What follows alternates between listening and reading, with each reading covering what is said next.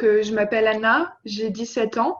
Je suis actuellement en première générale au lycée Anguier à Eu, donc dans le 76. Je suis comme enseignement de spécialité la physique-chimie, les mathématiques et l'SVT, dans le but de m'orienter vers une faculté de médecine dans 2 ans. Jusqu'à vendredi dernier, mes professeurs m'envoyaient régulièrement des devoirs par mail sur Pronote avec l'éducation de Normandie. C'est le site public pour mon lycée. J'avais des devoirs à renvoyer par mail. J'ai une professeure, donc ma professeure de physique-chimie, qui nous faisait une fois par semaine un cours en visioconférence de 2 heures. C'est la seule professeure à nous faire ce cours en visioconférence. Elle nous expliquait donc le cours, si on avait des questions. Et à côté de ça, elle nous donnait des exercices. Et pour mes autres professeurs, sinon, ils nous demandaient donc soit de nous envoyer les exercices qu'on avait faits, de copier du cours, de nous envoyer de leur envoyer des enregistrements vocaux si jamais c'était un cours de langue. Voilà à peu près tout ce qu'ils nous demandaient de faire. Je me suis vite retrouvée surchargée parce qu'on n'a pas vraiment l'habitude d'organiser nos journées sans être au lycée. On ne suit pas forcément heure par heure les mêmes cours. Et donc au départ, j'étais un peu sous la surcharge. Mais après, je me suis habituée assez vite. Tous les matins, jusque là, lundi, je me réveillais à 8 heures pour travailler et je prenais une pause le midi. Et l'après-midi, c'était parfois un peu plus cool. Mais c'est vrai qu'au départ, ça donne vraiment beaucoup de travail. Et selon la période de temps qu'ils nous laissent entre le moment où ils nous donnent le devoir et le moment où ils nous demandent de le rendre, elle est parfois un peu courte et on n'a pas forcément le temps de bien s'organiser.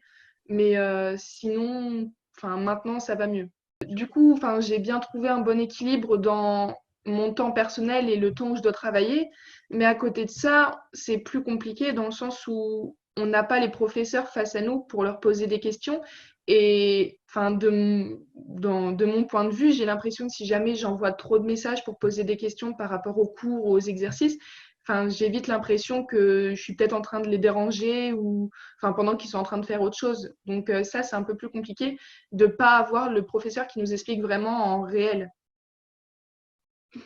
Pas tellement, dans le sens où j'étais censée avoir des examens, mes prochaines E3C à la rentrée, qui n'auront pas lieu.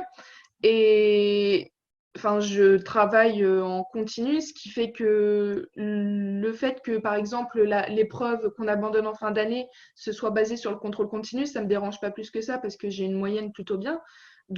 À côté de ça, pour les examens, je suis pas tellement stressée. Limite, ça me rassure parce que j'ai tendance plutôt à stresser quand il y a vraiment une grosse épreuve. Il y a juste du coup l'oral de français où je me demande encore comment ça va se passer, puisque on n'a pas notre professeur pour qui nous donne l'explication linéaire en réel. Sinon, pour l'année de terminale, pour l'instant, j'y pense pas trop. Selon moi, j'espère que ce sera fini quand même d'ici là. Mais j'ai plutôt bon espoir que ça se passe bien.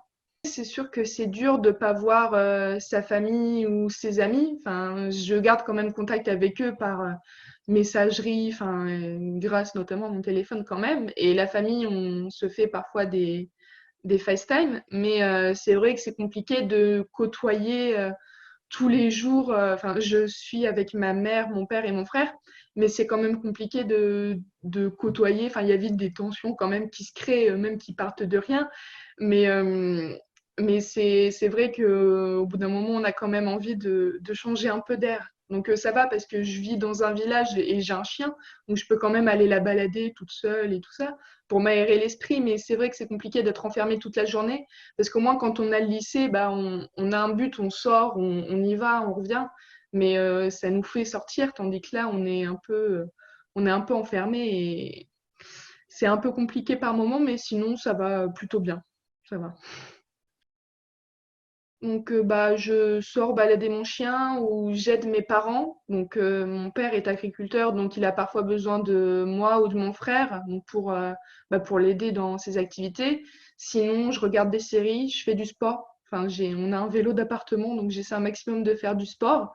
Et je lis, enfin voilà, pas grand-chose de folichon, mais j'essaierai un maximum d'aller voir ma grand-mère qui vit dans le même village que moi, mais qui est tout aussi confinée. Et après, je pense que la première chose que je ferai aussi, c'est de recontacter mes amis pour organiser, parce que j'étais censée faire mon anniversaire avec elles avant le confinement, mais comme il a été annoncé, ça a été annulé. Et donc, il y a des amis que j'ai pas vus depuis longtemps et qu'il faut vraiment que je revoie. Donc, je pense que ce serait d'organiser tout de suite une sortie pour qu'on se revoie toutes. Et après, voir ma famille, mais comme elle vit plus ou moins loin, même à la fin du confinement, je pense pas pouvoir les revoir tout de suite. Donc,